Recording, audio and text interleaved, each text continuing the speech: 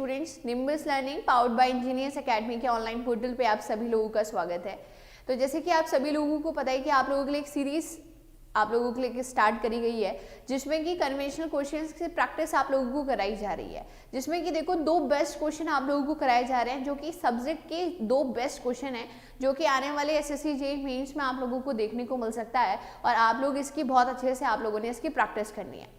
तो देखो इसी में ही अगर सब्जेक्ट की बात करें तो इन्वायरमेंट के क्वेश्चंस आप लोगों के सामने हैं, जिसमें कि हम इन्वायरमेंट के कन्वेंशनल क्वेश्चंस को कर रहे हैं कि मेंस में किस तरीके के क्वेश्चंस आप लोगों से पूछे जाते हैं, जिसमें कि 2 बेस्ट क्वेश्चंस मैं आप लोगों को कराने जा रही हूँ, जिसमें कि एक आपका कहीं ना कहीं एक न्यूमेरिकल बेस्ड क्वेश्चन है और एक आपका थ्योरेटिकल क्वेश्चन है, ठीक है। और एक क्वेश्चन आप लोगों को होमवर्क के तौर पे दिया जाएगा, जो कि आप लोगों ने होमवर्क में करना है, खुद से करना है आप लोगों ने, और उसके सोल्यूशन को आप लोगों ने प्रोवाइड करना है आपने टेलीग्राम में, जिससे कि टेलीग्राम में आपका सोल्यूशन चेक किया जाए और आपका बताया जाए कि आप लोगों ने किस तरीके से इसमें गलतियां करी हैं और कहाँ पर आप लोगों को इम्प्रूवमेंट की नीड है, ठीक है। तो इसी में देखो फर्स्ट क्वेश्चन आप लोगों का इन्वायरमेंट का, जिसमें कि क्वेश्चन आप लोगों को दिया गया है, The maximum daily demand at a water purification plant has been estimated as 12 million liters per day। इस तरीके से आपको क्वेश्चन में डेटा गिवन है। क्वेश्चन आपसे कह रहे हैं design the dimension of a suitable sedimentation tank. Sedimentation tank की आपने डिजाइन करनी है, सेडिमेंटेशन टैंक को आपने डिजाइन करना है, उसमें डायमेंशंस को बेसिकली आप लोगों ने फाइंड आउट करना है। आगे आप लोगों से बोला गया है कि fitted with the mechanical / removal arrangements for the raw supplies assuming a detention period. देखो आप लोगों को गिवन डेटा में दिया गया है 6 आवर्स का डिटेंशन पीरियड दिया है, and the velocity of flow as 20 centimetre per minute, और वेलोसिटी आपको फ्लो की कितनी दी है, 20 सेंटीमीटर पर मिनट आपको दी है। अब आपको क्या करना है, डायमेंशन कैलकुलेट करनी है बेसिकली सेडिमेंटेशन टैंक की। तो हम किस तरीके से इस क्वेश्चन को सॉल्व करेंगे, देखो आपको क्वेश्चन को सॉल्व करने से ज़्यादा ये भी बात बहुत ज़्यादा इंपॉर्टेंट है कि आप लोगों ने कैसे रिप्रेजेंट करना है। तो इसीलिए आपको रिप्रेजेंट किस तरीके से कॉपी में करना है, किस तरीके से आपने डेटा लिखना है, कैसे आपने चीज़ों को कवर करना है, ये बहुत ज़्यादा ज़रूरी है। क्योंकि देखो चीज़ें सबको आती है, जो जितना अच्छा रिप्रेजेंट करेगा उसको उतने अच्छे मार्क्स मिलेंगे, ठीक है। तो हम इसी में देख रहे हैं, क्वेश्चन आप लोगों के सामने था, ठीक है। तो किस तरीके से आप लोगों ने करना है ये बहुत ज़्यादा इंपॉर्टेंट है।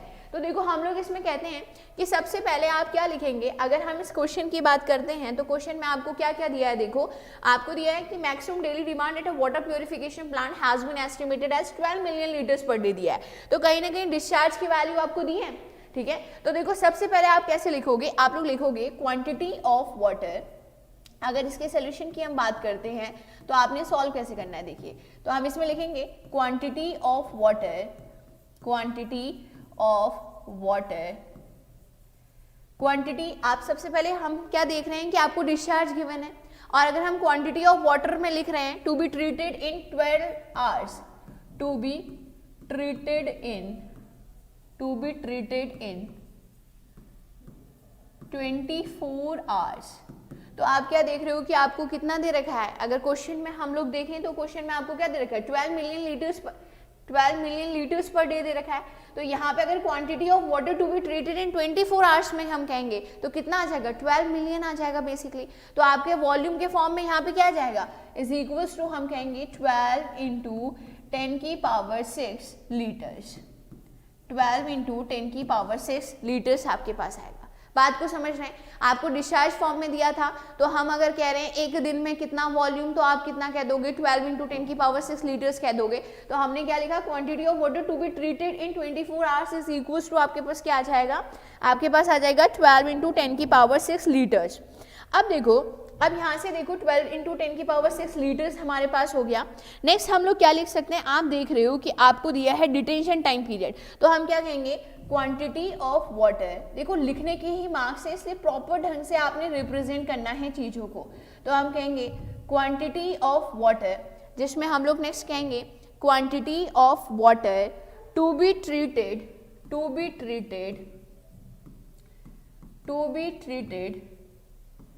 Quantity of water to be treated, जितना पानी को आप ट्रीट कर रहे हैं, जिसके लिए कि डिटेंशन टाइम पीरियड भी आपको गिवन है, तो आप लिखेंगे quantity of water to be treated during the detention period, during the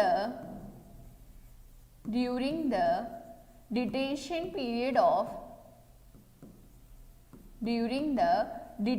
period of 6 hours, detention period of 6 hours. तो 6 आवर्स का आप लोगों को क्या दे रखा है, डिटेंशन टाइम आपको दे रखा है। तो यहाँ से अगर हम लोग बात करते हैं तो आप लोग क्या देख पा रहे हैं कि अगर हम 12 इंटू 10 की पावर 6 की बात करते हैं तो आपके पास ये है किसमें, लीटर्स पर डे में है। अगर आप देखेंगे तो यहाँ पे तो हमने लिखा है कि quantity of water to be treated in 24 hours, कि 24 घंटे में कितना क्वांटिटी ऑफ वाटर ट्रीट हो रहा है, 12 इंटू 10 की पावर 6 लीटर्स हो रहा है। यहाँ पे अगर हम लोग बात करें तो हम क्या कहेंगे, अगर हम डिस्चार्ज की बात करें तो आपको क्या दे रखा है, 12 इंटू 10 की पावर 6 लीटर्स पर डे दे रखा है, राइट। अब आपको क्या पता है, अगर हमें इसे चेंज करना है कि कितना क्वांटिटी ऑफ वाटर ट्रीट हो रहा है 6 आवर्स में, तो आपको पता है ये डे में है, अगर हम इसे आवर्स में करेंगे तो आपके पास 24 आ जाएगा, तो ये लीटर पर आवर में आ जाएगा आपका टोटल, ठीक है। मल्टीप्लाई बाय आप करेंगे, आपको क्या दे रखा है, 6 आवर्स दे रखा है, तो मल्टीप्लाई बाय कितना आ जाएगा, 6 आवर्स आ जाएगा। आप क्या देख पा रहे हो कि आर से आवर्स कैंसिल हो जाएगा और हमारे पास क्या आ जाएगा, मीटर क्यूब में आ जाएगा, यस और नो, यस। तो हम क्या कहेंगे, देखो यहाँ पे आपने इस तरीके से सॉल्व किया तो यहाँ से हमारे पास क्या आ जाएगा, यहाँ से अगर हम लोग कहें तो हमारे पास आ जाएगा 3 इंटू 10 की पावर 6 लीटर्स, ठीक है। 3 इंटू 10 की पावर 6 किस में आ जाएगा, आपका लीटर्स में आ जाएगा। अब देखो ये लीटर्स में आया और अगर हम लोग इसे मीटर क्यूब में चेंज करना चाहते हैं तो आप सभी को पता है कि 1 मीटर क्यूब में कितने लीटर आपको नजर आते हैं, 1000 लीटर्स नजर आते हैं। तो ऑब्वियसली इसको अगर आप लोग मीटर क्यूब में करेंगे तो ये हमारे पास कितना आ जाएगा, 3 इंटू 10 क्यूब आपका मीटर में आ जाएगा। तो इस तरीके से प्रॉपर ढंग से आप लोगों ने लिखना है। अब क्वेश्चन आपसे कह रहा है कि सेडिमेंटेशन टैंक का डिजाइन करो जिसमें कि आपने क्या करना है, लेंथ भी आपने फाइंड आउट करनी है, विड्थ भी आपने फाइंड आउट करनी है, राइट। तो हम क्या कहेंगे, 3 इंटू 10 क्यूब आपके पास क्या आ गया, मीटर क्यूब आपके पास आ गया। अब हम क्या कह सकते हैं, इसको हम लिख कह सकते हैं, हम इसे लिख सकते हैं the capacity of tank, the capacity of tank required, the capacity of tank required, the capacity of tank required is equals to 3000 metre cube. कितना आ गया आपका, 3000 मीटर क्यूब वॉल्यूम हमारे पास आ गया। और क्वेश्चन हमसे कह रहा है सेडिमेंटेशन टैंक का डिजाइन करो, इसका मतलब हमें लेंथ और विड्थ और डेप्थ कैलकुलेट करनी है और कुछ नहीं करना है, ठीक है। तो हमारे पास कैपेसिटी तो हमारे पास आ गई 3000 मीटर क्यूब। अब हमें क्या करना होगा बताइए, ठीक है। अब आप सोचो कि हम कैसे लेंथ और विड्थ को कैलकुलेट कर सकते हैं, कैसे हम लेंथ और विड्थ को कैलकुलेट कर सकते हैं। हम क्वेश्चन में देख रहे हैं कि हम लोगों को वेलोसिटी ऑफ फ्लो दे रखी है, तो हम क्या कहेंगे, वेलोसिटी ऑफ फ्लो। अगर हम वेलोसिटी ऑफ फ्लो की बात करें तो क्वेश्चन क्या कह रहा है आपको कि वेलोसिटी कितनी मेंटेन हो सकती है, 20 सेंटीमीटर पर मिनट। तो आप कहेंगे velocity of flow to be maintained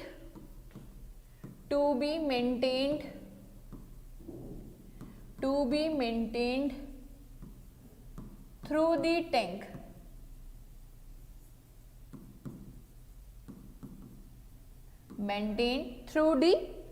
through the tank में अगर हम लोग कहें तो हमारे पास कितनी है दे रखी है आपको, 20 सेंटीमीटर पर मिनट दे रखी है, 20 सेंटीमीटर पर मिनट, और 20 सेंटीमीटर पर मिनट आपको दे रखी है, ठीक। Velocity of flow to be maintained through the tank, आप देखो गिवन डेटा में आपको क्या दे रखी है, 20 सेंटीमीटर पर मिनट दे रखी है। और अगर हम इसे मीटर पर मिनट में करेंगे तो हमारे पास कितना आ जाएगा, 0.2 मीटर पर मिनट हमारे पास आ जाएगा। क्या आ जाएगा, 0.2 मीटर पर मिनट हमारे पास आ जाएगा। अब आप देख रहे हो वॉल्यूम हमारे पास है, कहीं ना कहीं हमें वेलोसिटी गिवन है, तो अगर हम लेंथ के बारे में फाइंड आउट करना चाहें तो हम क्या कहेंगे, the length of the tank required. अगर हम लेंथ फाइंड आउट करना चाहें तो हम कैसे फाइंड आउट कर सकते हैं, आप सोचो कि वेलोसिटी हमारे पास गिवन है, वॉल्यूम हमारे पास गिवन है, डिटेंशन टाइम हमारे पास गिवन है। अगर आपको देखो कुछ समझ नहीं आ रहा तो आपको इतना पता है कि हमारे पास वेलोसिटी गिवन है मीटर पर मिनट में और हमारे पास डिटेंशन टाइम भी है। अगर हम इस वेलोसिटी को मल्टीप्लाई कर दें डिटेंशन टाइम से तो आपको ये बात तो समझ में आ गई कि मिनट वाली चीज़ तो कैंसिल हो जाएगी और हमारे पास लेंथ आ जाएगी मीटर में। तो देखो अगर हमें फॉर्मूलाज याद नहीं है या फिर हमें चीज़ें नहीं पता है तो भी हम यूनिट के साथ खेल कर भी आप आंसर्स कर सकते हो और आप प्रॉपर ढंग से सॉल्व कर सकते हो चीज़ों को। तो हमें इतनी बात समझ में आ गई कि अगर हम लेंथ ऑफ द टैंक की बात कर रहे हैं और वेलोसिटी हमें गिवन है और आप देख पा रहे हो कि वेलोसिटी हमें गिवन है और हमारे पास डिटेंशन टाइम भी है, तो हम इसे कैसे कह सकते हैं, हम कह सकते हैं कि वेलोसिटी ऑफ फ्लो, वेलोसिटी देखो लिखना इंपॉर्टेंट है, सॉल्व तो सभी लोग कर लेंगे। वेलोसिटी ऑफ फ्लो इनटू क्या जाएगा हमारे पास, डिटेंशन टाइम। या डिटेंशन पीरियड भी कह सकते हो आप, डिटेंशन टाइम या डिटेंशन पीरियड। तो length of the tank required में आपके पास क्या आ गया, velocity of flow into detention period. अब यहाँ पे देखो आपके पास 0.2 है जिसमें मीटर पर मिनट आपको दे रखा है, ठीक, मल्टीप्लाई बाय अगर हम लोग कहें तो आपको क्या दे रखा है, 6 आवर्स दे रखे हैं, यस और नो, यस दे रखे हैं 6 आवर्स। अब देखो ये मिनट में है तो हम आवर्स को क्या करते हैं, आप लोग क्या करें, इसको मिनट में चेंज कर लेते हैं, ठीक है। तो हम लोग क्या कहेंगे कि आप 60 से मल्टीप्लाई कर देंगे, ये मिनट में आ गया। इससे क्या हुआ, देखो मिनट का मिनट में कैंसिल हो गया, पूरी चीज आपकी किस में आ गई, मीटर में आ गई। तो यहाँ से आप देखोगे तो हमारे पास क्या आंसर आ रहा है, 72 मीटर आ रहा है। देखो प्रॉपर ढंग से आपने यूनिट भी मेंशन करनी है, प्रॉपर ढंग से आपने लिखना भी है और प्रॉपर ढंग से आपने डिटेल में बताना भी है, क्योंकि बताना ही इंपॉर्टेंट है। देखो ठीक, तो हम लोग क्या कह रहे हैं, the length of the tank required यहाँ से कितनी आ गई, 72 मीटर आ गई। हमें ये बात तो समझ में आती है कि हम जब सेडिमेंटेशन टैंक को डिज़ाइन कर रहे हैं तो कहीं ना कहीं हमारे पास लेंथ भी आ चुकी है, और अगर हम लोग बात करें तो अब हमें विड्थ और क्या निकालनी है, डेप्थ निकालनी है। अब वो कैसे निकलेगी, अब देखो लेंथ हमारे पास आ गई है तो क्रॉस सेक्शनल एरिया निकाल सकते हैं क्या हम लोग, क्यों, देखो क्यों क्रॉस सेक्शनल एरिया हमने कहा, क्योंकि वॉल्यूम हमारे पास है, लेंथ हमारे पास है, तो हम अगर एरिया को निकाल सकते हैं भाई, निकाल सकते हैं। तो हम क्या कहेंगे, देखो कि cross sectional area, cross sectional area, cross sectional area of the tank required, of the tank required.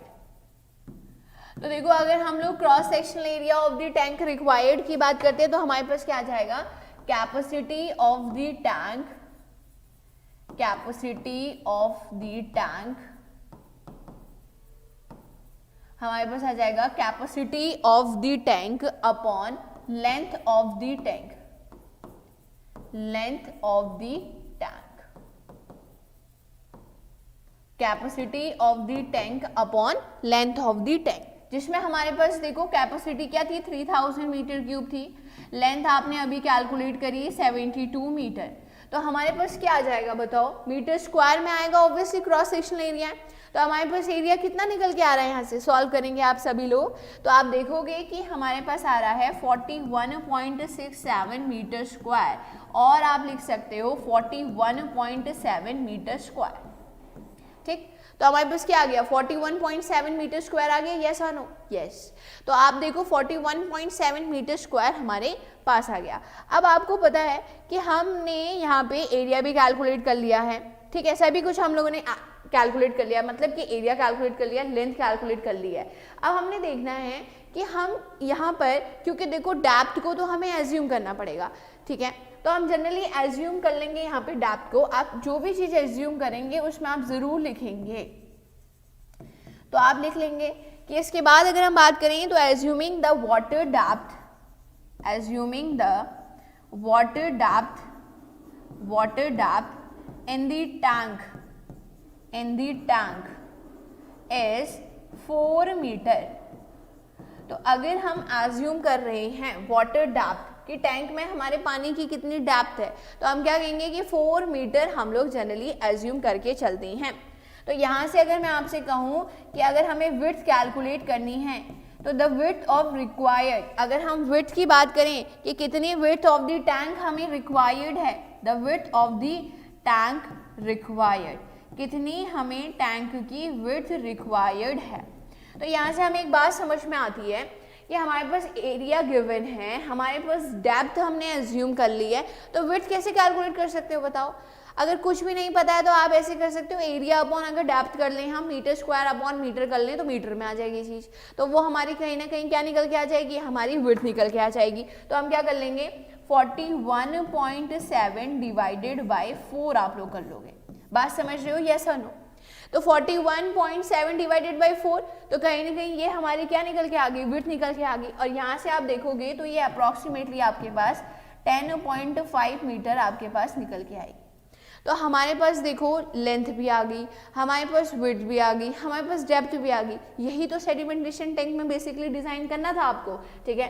तो अगर देखो, अगर हम यहाँ पे बात करते हैं, अगर आप सेडिमेंटेशन टैंक आपको अगर आप भूल भी चुके हो तो आपने देखा होगा कि कुछ इस तरीके से हम लोगों को टैंक नज़र आता है, इस तरीके से, ठीक, जिसमें हम लोग बेसिकली क्या कहते हैं कि अगर हम बात करें तो ये, अगर हम इसकी बात करते हैं, ये आपकी हाइट हो गई, या आपको कहीं ना कहीं इसकी अगर हम बात करें तो ये आप लोगों की हमारी विड्थ हो गई, ये हमारी लेंथ हो गई, ठीक, इस तरीके से हम लोगों को नज़र आती है। तो हम लोग क्या कहते हैं, देखो अगर हम लोग कहें इस तरीके से आपको नज़र आता है टैंक का, अगर हम क्रॉस सेक्शन देखें तो अगर आपको कुछ याद आ रहा हो तो हम क्या कहते हैं कि इसको हम लोग क्या बोलते हैं, आप फ्लो वेलोसिटी बोलते हो। और कहीं ना कहीं अगर हम पार्टिकल्स की बात करते हैं और टैंक की अपनी खुद की वेलोसिटी की बात करते हैं तो उसे हम सरफेस ओवरफ्लो रेट कहते हैं। तो इसीलिए तो आप क्या करते हो, जब हम VF की बात करते हैं फ्लो वेलोसिटी की, तो फ्लो वेलोसिटी में हम क्या करते हैं, Q अपॉन एरिया की जगह हमारे पास क्या आ जाता है, B इंटू एच आ जाता है, ठीक। इसी तरीके से अगर हम सरफेस ओवरफ्लो रेट की बात करते हैं, V0 की अगर हम बात करते हैं तो हमारे पास क्या आ जाता है, Q upon B into L हमारे पास आ जाता है, ठीक है। तो ये तो एक तरीके से सेडिमेंटेशन टैंक का बेसिक है। बट यहाँ पर अगर हम बात करें तो हम लोगों को क्या क्या कैलकुलेट करने की ज़रूरत है, लेंथ कैलकुलेट करने की ज़रूरत है, विड्थ कैलकुलेट करने की ज़रूरत है, और हाइट कैलकुलेट, डेप्थ कैलकुलेट करने की ज़रूरत है। तो हमने यहाँ पे सभी कुछ कैलकुलेट करा है। देखो हम लोग यहाँ पे देखें तो हमने विड्थ भी कैलकुलेट कर ली है, डेप्थ हमने एज्यूम कर ली थी, और लेंथ हम लोगों ने फाइंड आउट की थी। तो ओवरऑल अगर हम लोग यहाँ से बात करते हैं तो हमारे पास क्या चीज़ निकल के आती है, हमारे पास सेडिमेंटेशन टैंक में, जो कि मैंने आपको बताया कि इस तरीके से आप लोगों ने पढ़ा भी है, तो हम यहाँ पे क्या कह सकते हैं, हम कह सकते हैं देखो कि हमारी डेप्थ तो ठीक है, लेकिन हम उसमें क्या एज्यूम करके चलते हैं, यूजिंग अ फ्री बोर्ड, हम लोग फ्री बोर्ड भी एज्यूम करके चलते हैं। तो हम कहते हैं using a free board of 0.5 metre, of 0.5 metre. तो आपके पास डेप्थ कितनी आ जाएगी, आपने 4 तो एज्यूम करी थी, प्लस 0.5 फ्री बोर्ड हो गया, तो हमारे पास कितना आ गया, 4.5 मीटर आ गया। कितना आ गया, 4.5 मीटर। तो ओवरऑल हमारे पास अगर हम सेडिमेंटेशन टैंक की बात करते हैं तो हम क्या कहेंगे, हैंज और रेक्टेंगुलर सेडिमेंटेशन टैंक। अगर हम ये मान के चलते हैं, ये एज्यूम करके चलते हैं कि ये हमारा कौन सा टैंक है, तो हम कहते हैं रेक्टेंगुलर सेडिमेंटेशन टैंक। अगर हम कहें कि ये हमारा रेक्टेंगुलर सेडिमेंटेशन टैंक है, रेक्टेंगुलर सेडिमेंटेशन टैंक, और इसके साइज की बात करें LBH के फॉर्म में, तो आपको मैंने लिखाया ही है, ठीक है। तो हम क्या कहेंगे, hence a rectangular sedimentation tank with an overall size,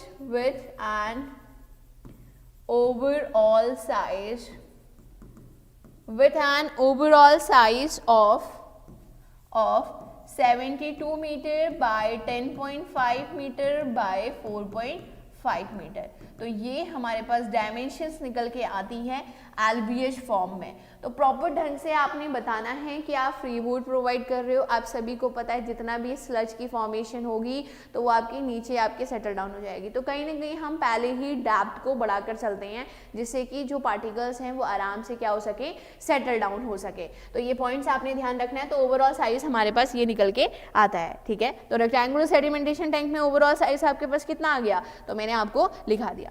अब देखो नेक्स्ट क्वेश्चन की ओर को हम लोग बढ़ते हैं। नेक्स्ट क्वेश्चन हमारे पास एक थ्योरी का क्वेश्चन है जिसमें आप लोगों से बोला गया state various water quality parameters. आपने सारे वेरियस वाटर क्वालिटी पैरामीटर्स को बताना है और उसमें से किसी दो को एक्सप्लेन करना है।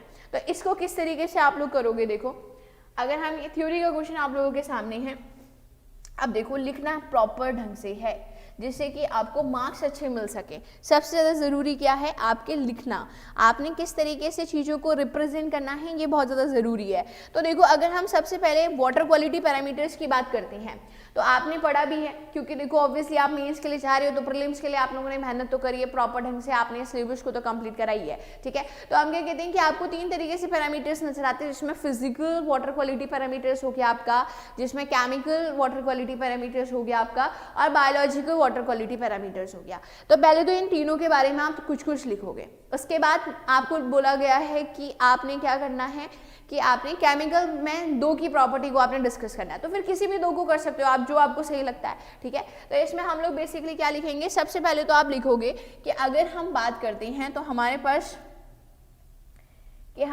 कौन कौन से हमारे पास यहाँ पे नजर आते हैं। तो हम लोग क्या कहते हैं, देखो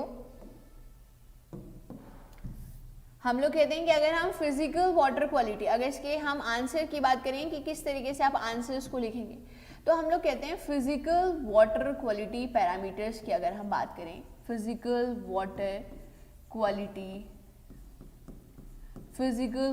क्वालिटी पैरामीटर। तो देखो आप सभी को पता है कि अगर हम फिजिकल वाटर क्वालिटी पैरामीटर की बात कर रहे हैं, इसका मतलब हम क्या कहना चाह रहे हैं, इसका मतलब हम कहना चाह रहे हैं कि हम वाटर को फिजिकली सेंस कर हम उसमें कौन कौन सी चीज़ों को बता सकते हैं, ठीक, फिजिकली सेंस कर। तो आप खुद सोचो कि हम वाटर को देखते ही हम क्या क्या कह सकते हैं, उसके कलर के बारे में बता सकते हैं, उसके ऑर्डर के बारे में बता सकते हैं। हम पानी को देखते ही क्या बता सकते हैं कि पानी कितना टर्बिडिटी हमें उसमें क्या नजर आ रही है, गंधलापन कितना है उसमें, ये सारी चीज़ें हम बता सकते हैं, ठीक है। तो ये क्या चीज़ें हैं कि आप जस्ट उसकी फिजिकल अपीयरेंस देखकर आप कौन कौन सी चीज़ों को आइडेंटिफाई कर सकते हैं।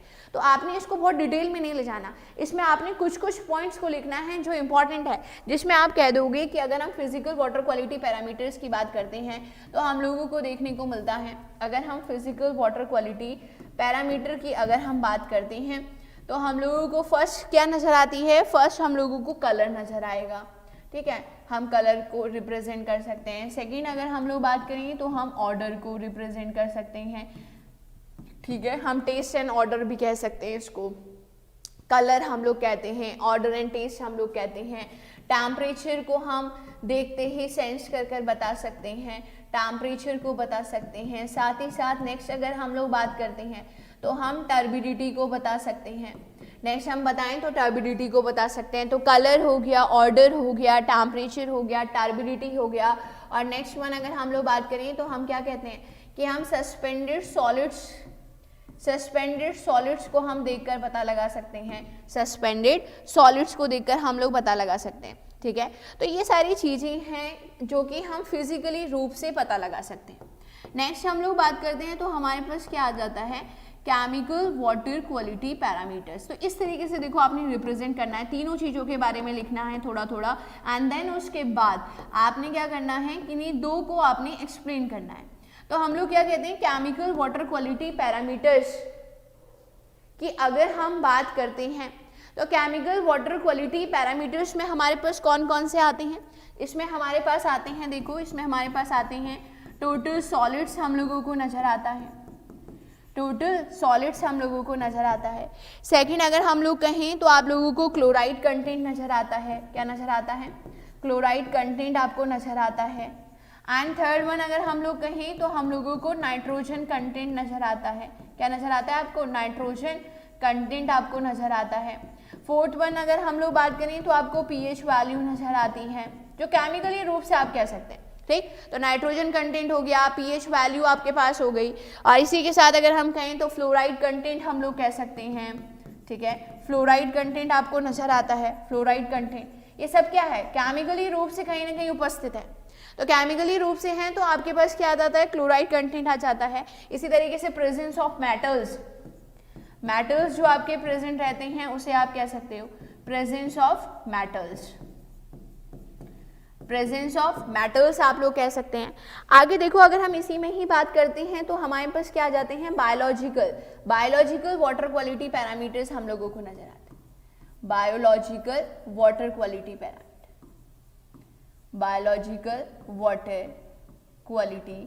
पैरामीटर।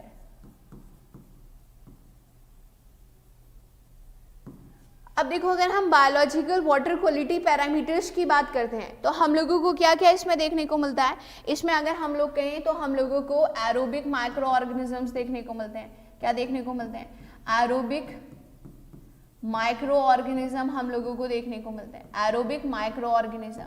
इसी के साथ सेकंड अगर हम लोग कहें तो हम लोगों को एनारोबिक माइक्रो ऑर्गेनिजम्स देखने को मिलते हैं, एनारोबिक माइक्रो ऑर्गेनिजम्स आपको नजर आते हैं, इसी तरीके से अगर हम थर्ड वन की बात करते हैं तो आपको फैक्यूलेटिव माइक्रो ऑर्गेनिजम्स नजर आते हैं, ठीक है, आपको क्या नजर आते हैं, फैक्यूलेटिव माइक्रो ऑर्गेनिजम्स नजर आते हैं। इसी के आधार पर आप लोग और क्या कर सकते हो, और कुछ भी, और भी बहुत सारी चीजें इसमें डिफाइन कर सकते हो अगर आपके पास टाइम रहता है। आप कॉलीफॉर्म्स को डिफाइन कर सकते हो, ठीक है, उसमें बी कोली ई कोलाई को आप लोग डिफाइन कर सकते हैं। आगे देखो, अगर आपसे अब बोला गया है कि सिर्फ दो को आपने, दो के बारे में आपने लिखना है, तो आप सबसे पहले किसके बारे में लिख सकते हैं, पीएच वैल्यू। आपको सिर्फ दो को ही डिफाइन करना है, तो आप पीएच वैल्यू के बारे में लिख सकते हैं। क्या लिख सकते हैं आप लोग, तो देखो pH value represents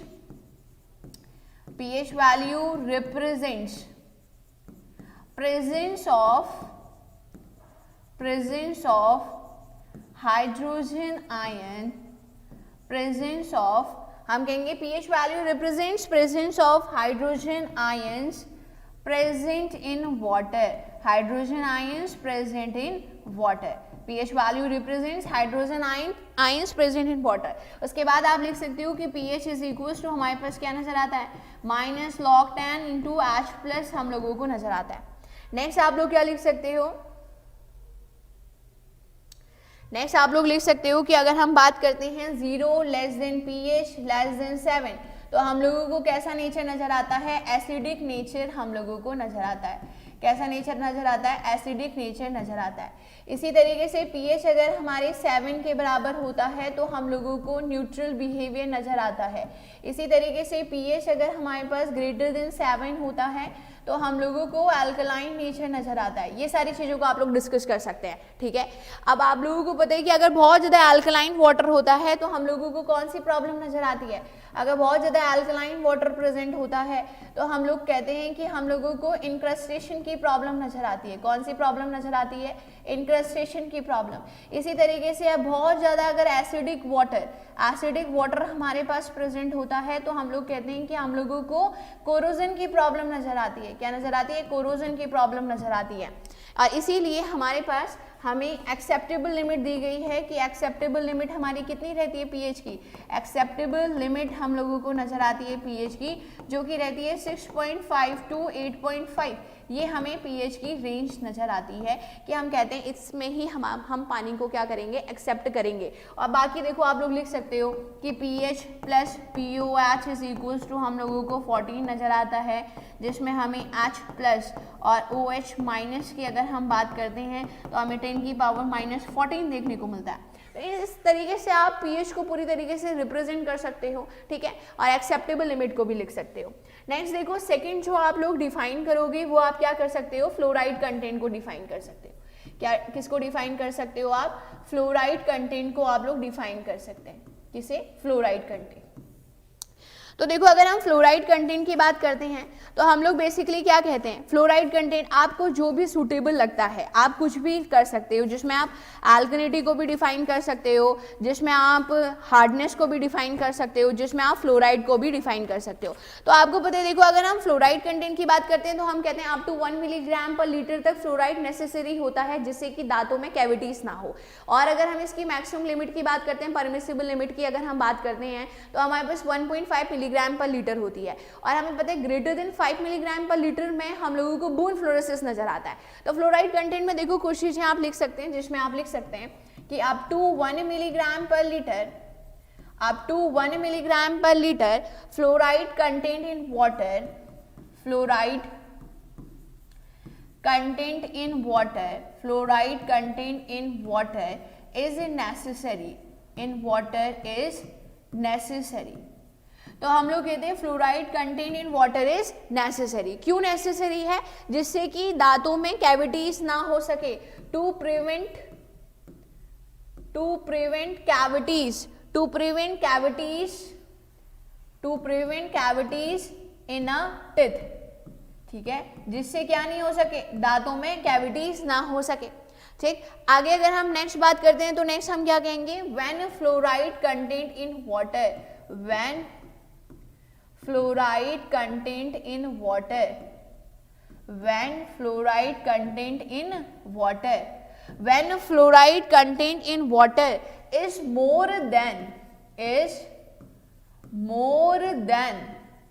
1.5 milligram per liter, अगर 1.5 मिलीग्राम पर लीटर से ग्रेटर हो जाता है तो हम लोगों को क्या नजर आता है, डीके ऑफ टिथ हमारा स्टार्ट हो जाता है। तो हम कहेंगे डीके ऑफ टिथ, दांतों का डीके होने लगता है, साथ ही साथ हमारा डीकलराइजेशन टिथ का होने लगता है।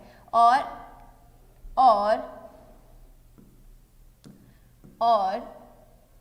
डीकलराइजेशन, ठीक है, और decolorization of teeth take place, teeth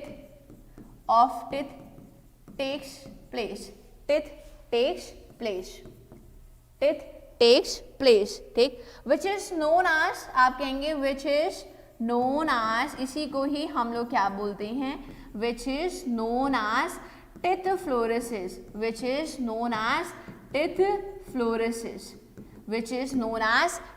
fluorosis, ठीक।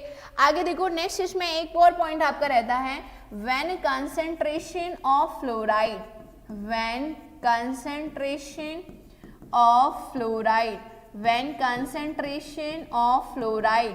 is more than 5 milligram per liter, तो फिर हम लोगों को क्या नजर आता है, decay of bones take place, और इसी को ही आप लोग क्या बोलते हो, which is known as bone fluorosis. तो decay of bones take place which is known as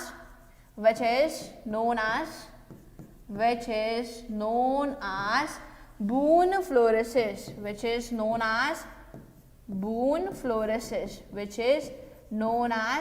fluorescence, तो ये सारे पॉइंट्स है जो आपने ध्यान रखने हैं। फ्लोराइड कंटेंट को आप इतना डिफाइन करोगे, इनफ है, मोर देन इनफ है। आप कहोगे कि अगर 1 मिलीग्राम पर लीटर तक कहें तो इतना फ्लोराइड कंटेंट जरूरी होता है, ठीक, जिससे कि दांतों में कैविटीज ना हो सके। 1.5 मिलीग्राम पर लीटर इसकी आपको मैक्सिमम परमिसिबल लिमिट नजर आती है, और इसी तरीके से greater than 5 milligram per litre हो जाता है तो आपको कहीं ना कहीं क्या नजर आता है, बोन फ्लोरेसिस नजर आता है। तो इन दोनों को आप एक्सप्लेन कर सकते हो, आपकी इच्छा की बात है। 2 केमिकल वाटर क्वालिटी पैरामीटर्स को आपने एक्सप्लेन करना है, आप हार्डनेस और एल्कनिटी को भी डिफाइन कर सकते हो, जो आपको सूटेबल लगे उसके अकॉर्डिंग आप आंसर्स मार्क कर सकते हो, ठीक है। अब देखो इसके बाद मैं आप लोगों को बताने जा रही हूँ, ये तो 2 क्वेश्चन हैं और ये थर्ड क्वेश्चन आप लोगों के लिए होमवर्क का क्वेश्चन है।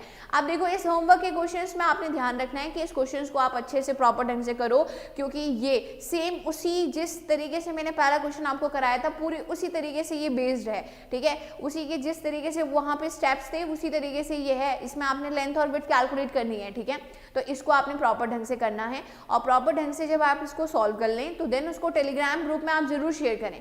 टेलीग्राम ग्रुप देखो आप लोगों को पता होना चाहिए कि आप टेलीग्राम में जाएं, वहां पे जाके आप इंजीनियर्स एकेडमी सिविल करके आप टाइप करोगे तो आपको हमारा टेलीग्राम ग्रुप विजिबल हो जाएगा। आप वहां पे ज्वाइन कर लें और जरूर इसका आंसर वहां पे आप सेंड करें। मैं जरूर आपके आंसर को चेक करूंगी कि किस तरीके से आप लोग चीजों को रिप्रेजेंट कर रहे हो, ठीक है। अब देखो इसके साथ अगर हम लोग बात करते हैं तो नेक्स्ट आप लोगों के पास ये क्वेश्चन था जो कि लास्ट क्लास का था, जिसमें एस्टिमेटिंग में आपने देखा था कि what is analysis of rates and how is this to be prepared. तो काफी स्टूडेंट्स ने आंसर्स भेजे थे और उसी के आधार पर जिसका बेस्ट आंसर था वो मैं आपको दिखाने जा रही हूँ कि क्या आंसर्स बेसिकली आप लोग लिख सकते हो। तो इस तरीके से देखो आप लोगों को बोला गया है कि किस तरीके से हम एनालिसिस कर सकते हैं रेट्स का।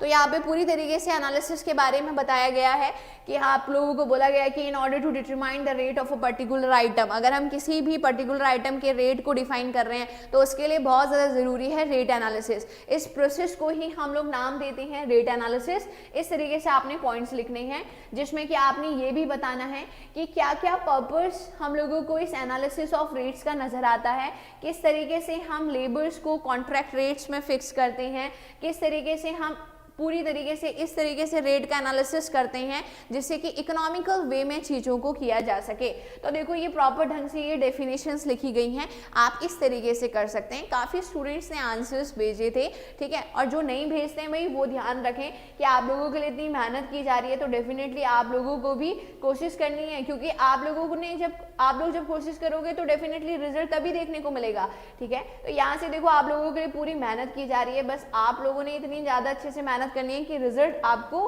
अपने फेवर में नजर आए।